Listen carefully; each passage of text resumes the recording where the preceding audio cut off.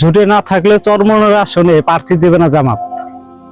বিষয়টাকে আপনি কিভাবে দেখতেছেন? আমি মোটেও এটা ভালোভাবে দেখতেছি না।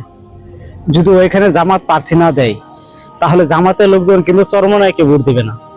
কারণ চরমোনাই জোট ছাড়ছে না, শুধু চরমোনাই জামাতকে অপবাদ দিয়ে জোট ছাড়ছে। সে কারণে চরমোনাই যখন জামাতের ভোট না পাবে, চরমোনাই ওই জায়গায় পরাজয় বরণ করবে। আর জামাত কিন্তু ভোট থেকে বিরত থাকবে না। জামাত তার ভোট স্বতন্ত্র কোনো প্রার্থীকে দিবে, আর স্বতন্ত্র প্রার্থী তখন বিজয় লাভ করবে। এতে ইসলামের কোনো লাভ হবে বলে আমি মনে করি না। জামাতের উদ্দেশ্য করে বলি, জনগণ আপনাদেরকে ভালোবাসে, জনগণ আপনাদের প্রতি বিশ্বাস রাখে। আপনারা এই ধরনের ভুল করবেন না যেন জনতা আপনাদের কাছ থেকে বিশ্বাসটা হারায়। সামনের দিনগুলো অবশ্যই চিন্তা ভাবনা করে কোনো সিদ্ধান্ত নেবেন। চরমোনাই জিগিরাজগারে পারদর্শী হলেও রাজনৈতিক ময়দানে তাদের বিচক্ষণতা কম। জামাত নেতাদের এক লাইনের ব্যাখ্যা বুঝতে তাদের কয়েকটা পৃষ্ঠার প্রয়োজন।